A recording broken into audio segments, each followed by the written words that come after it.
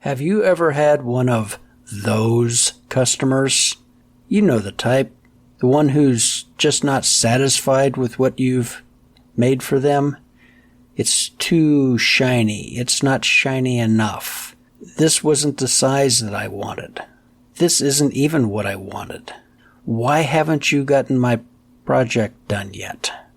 It's been over 6 months. Does any of this sound familiar? Well, you're probably dealing with a demanding customer. And that's good. We want our customers demanding. We don't want them satisfied with things they could get at a big box store or online or even a furniture store. We want customers who really appreciate what we can deliver to them with the skill and the craftsmanship that they're looking for. But things can definitely go wrong. And honestly, it's probably your fault. My name's Roger Kugler. This is Working at Woodworking Podcast, Episode 13, Dealing with Demanding Customers. So I said that this is probably your fault. Why? I'm going to take a wild guess and say you did not communicate well with that customer. Now hear me out. You talked to the customer, but you may not have really been communicating with the customer. I have this really bad habit that when a customer comes to my shop and we're talking about a project, my mind kind of goes into hyperdrive. I'm thinking about how I could cut this to get it to fit in there and which joint I should use and considering wood expansion and humidity changes and all these mechanics are running through my head. But what I'm not doing is listening to the words and the meaning behind the words that the customer is giving to me. I have to shut that part of the brain off and start earnestly listening. And I have found that if I grab a notepad and start to jot down notes, it really helps me focus and concentrate. Once I start concentrating on the words that are being used by the customer, I can start to gain a little better appreciation of what the customer wants.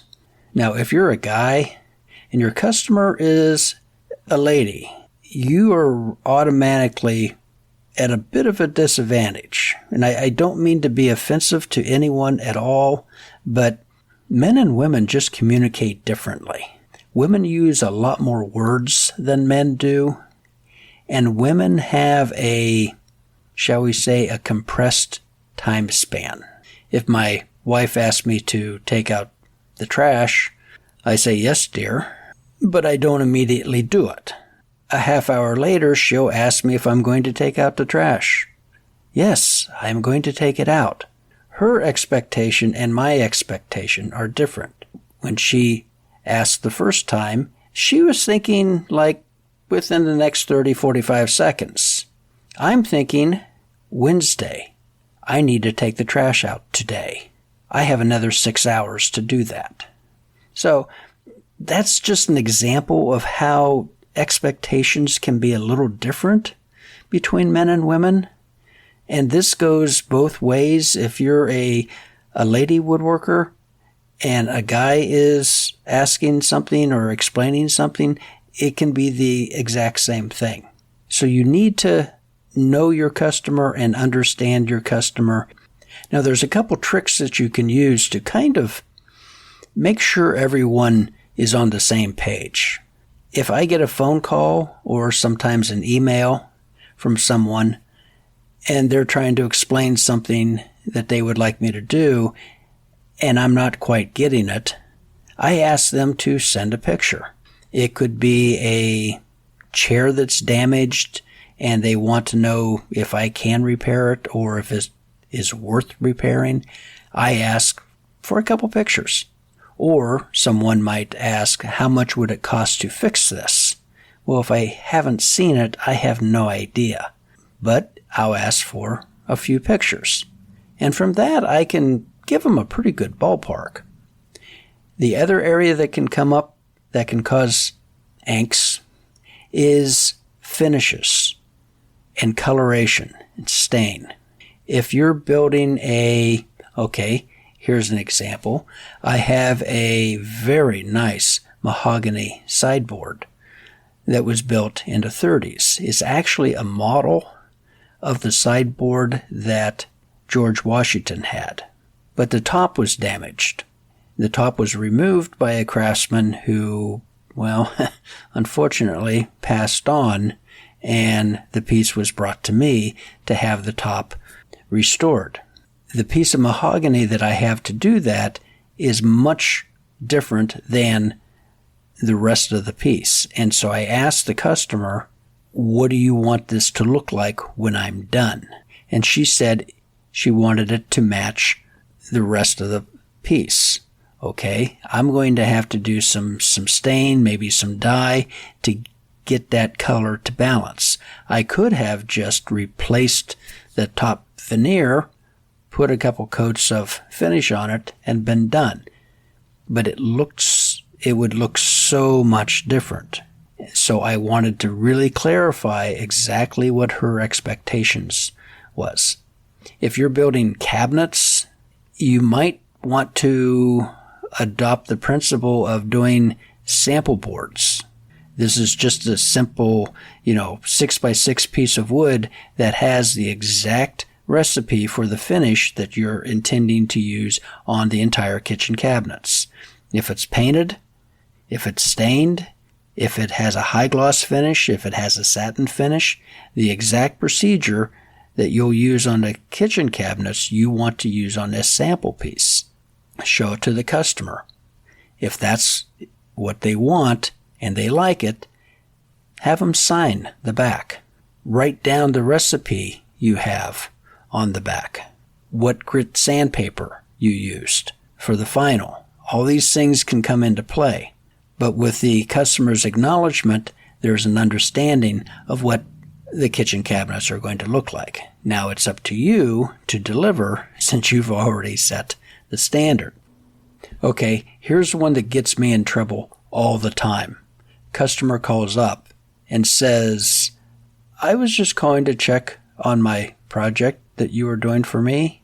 That usually triggers me rapidly trying to go through my mental index to figure out who this person is and what her project was. And if I can eventually figure it out, then she says something to the effect of, why isn't this done? Gosh, I hate that question. And honestly, I'm kind of at a point where I've run out of excuses. So when you run out of excuses, that's when you really need to start practicing the word no. I can't take on that job right now. I am swamped. Anyway, just be honest. Honesty is the best policy. I just don't have it done. I've been working on other projects. Yours is in line. I expect to start working on yours. Fill in the blank. When you do that, you better write that in stone and you better deliver, or you're going to have a really upset customer. But see, that could have been totally avoided if A, you have a good job list where you record when the job came in, what is expected, when the job is due. And if you can go down through your job list and you see that you're running really behind on this job, that's when you pick up the phone or the email and you contact the customer and tell them, I'm running behind, I haven't got to your job yet, but I am fill in the blank, and then stick to that. So communication is really, really important. If you are dealing with a man and you're a man, the communication is a little different. You can call up and say, I haven't got that done. I know it was due next week. I'll get that finished up in fill in the blank.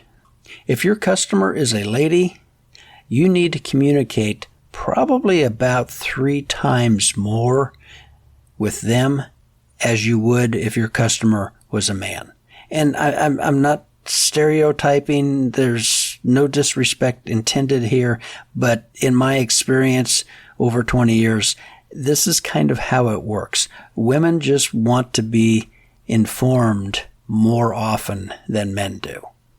Why? I have absolutely no idea. But just from experience, that is a good practice to follow. It'll kind of keep you out of hot water. It keeps your customer happy, and you can concentrate on getting the job done.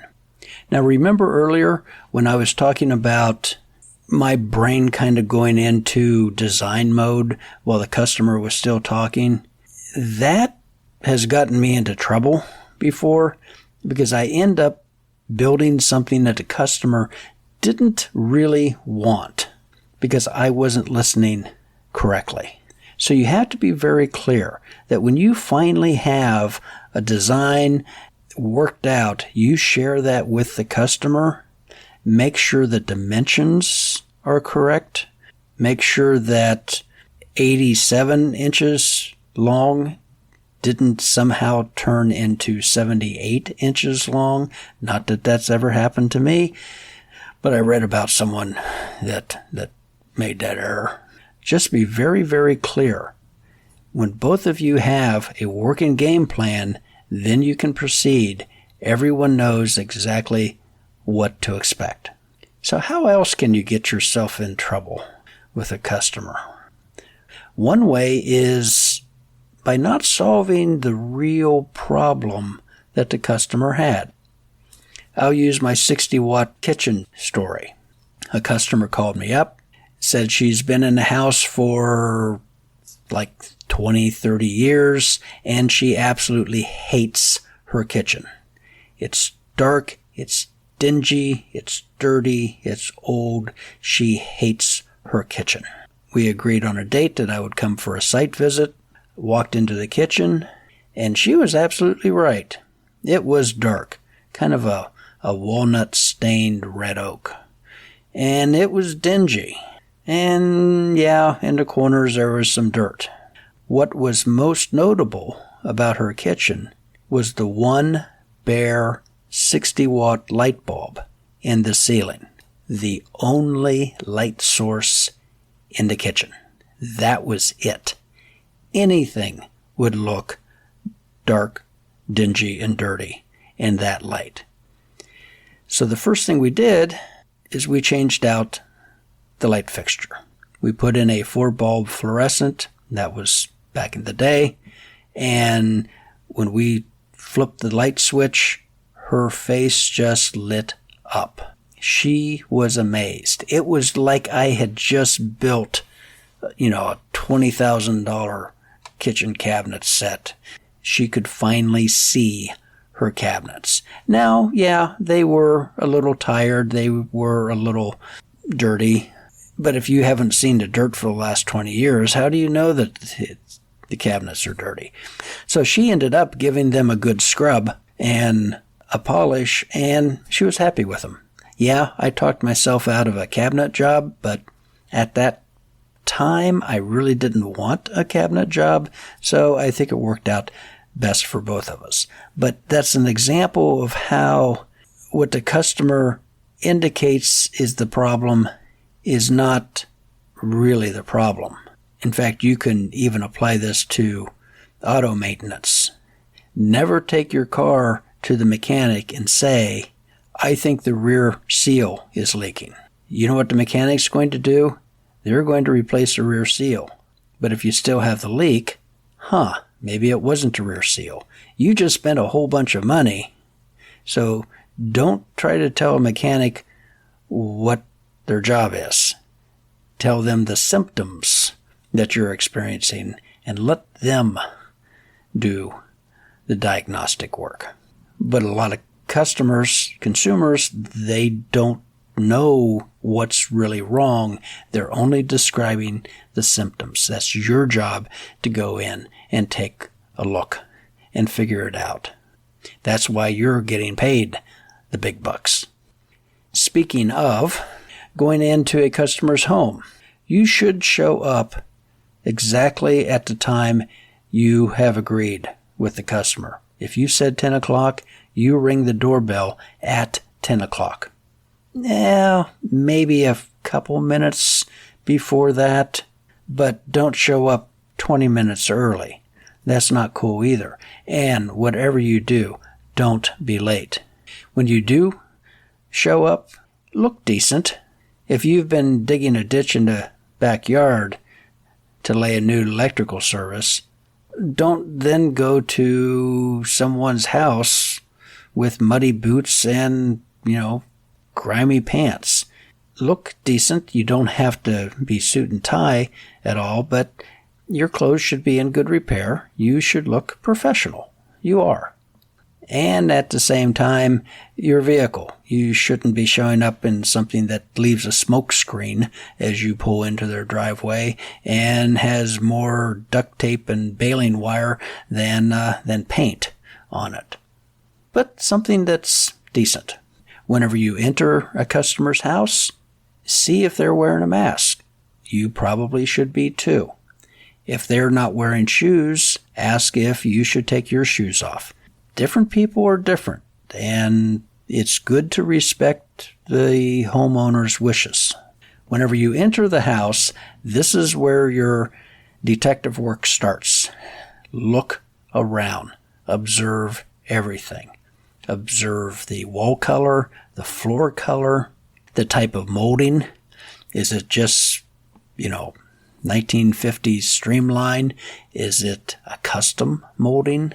Does it have a clear finish? Is everything painted? And what style is it?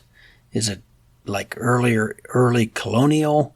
Maybe more of a shaker, prairie, contemporary? There's all different types of styles. Maybe it's modern eclectic, as our home is. Is the home extraordinarily clean, like surgery room clean? Or does it have the normal amount of little clutter, things sitting on the countertops? All of these things are going to be telling you things about your customer and what the customer's expectations of you are. Look at the job, size it up, make sure that you have a measuring tape with you, some way of recording measurements. I've gotten into the habit of using my cell phone to take photos. Good idea to ask the customer if you may take photos. Record measurements that you need. Look at any structural issues that you might have to deal with. If you're doing work in the kitchen, ask if you can open cabinet doors and drawers. Peek inside. See how those cabinets were built. Get some sense of level. You could even take a little pocket torpedo level with you. Or there's apps for your cell phone that you could use. Very often I can walk across the floor and detect if something is really out of sorts with it. And, as always, I know I harp on this a lot, but it is very important when you're doing the job, be neat and clean about it. Keep a organized work site. Don't have tools and materials scattered from one end of the house to the other. It's a real good idea to put down a drop cloth. It protects the floor surface. It can avoid some costly repairs. If you drop something and it scratches or damages a hardwood floor, guess who's going to fix that for free? Yes, that's right. You are. Be very careful with the tools that you bring into the home. Make sure that there's nothing sticking out or protruding. I had a tool tote that I made, decades ago. And there was a little gap opening up along where the side met the bottom, and this little brad nail had worked its way down behind that, and it was sticking out maybe a 1/16 of an inch. And I was at a customer's home, and I set it down on their hardwood. I probably don't need to explain the gory details that followed after that. Number one, it was incredibly painful. My pride was mortally wounded. such a rookie mistake. I should have known better than that. The customer wasn't too upset, and of course I fixed it and actually ended up fixing a couple other little dings and scratches in her floor, and they were quite pleased with the entire affair. But I created more work for myself, which obviously you're not going to charge for. So be careful of things that you bring in. There are some real high-end jobs, houses in the millions of dollars that the general contractor would not even allow you to bring in, like a metal toolbox. Everything has to be soft. Soft-sided cases, canvas cases, just nothing that could possibly scratch anything. If you're working, let's say, in the kitchen, around countertops, have some type of a foam rubber pad that you can put down to set tools on, especially under where you're working. I have this tremendous fear of working on a cabinet, maybe adjusting the European hinges, and the screwdriver or the screw gun, slips out of my hand and it comes crashing down on that countertop. That will keep you up at night. So protect the area that you're around and vacuum, or at least use a little dust broom and a dustpan to clean up any debris that you may have generated or even just kind of kicked loose. If you can leave the area cleaner than you found it, you're going to score brownie points. I've gotten into the habit of just taking my Festool Mini with me and just using it to vacuum everything up. So your customers are your greatest asset, and you need to take care of them. If you take care of them, they'll take care of you. If you do a really good job for someone, they're going to tell at least 10 people. If you do a poor job for them, they're going to tell at least 30 people, maybe 100 people. It is so much easier to maintain a good reputation than it is to try to rebuild a damaged reputation. But what if you get a customer who says, "You're charging too much, your prices are too high"? How do you deal with that? Well, that's probably a good subject for another podcast, but that does bring me to my recommendation of the week. If you jump on YouTube and check out 731 Woodworks. In fact, I've left a link in the show notes to this exact video. A gentleman in Arkansas, for looks like about the last 4 years, has been creating some very good content. I just discovered him like last week, and I'm very impressed. He has some really good advice and seems to be quite an accomplished woodworker. And of course, I have turned down a couple jobs this week. One of them was a chair repair that in my small shop, I just don't have the room for that. And fortunately, there's someone else in the community that does have a larger shop and employees, and they do a very good job. So I referred the customer to them. But I did have someone email me asking if I could make something for her using 4 bed slats.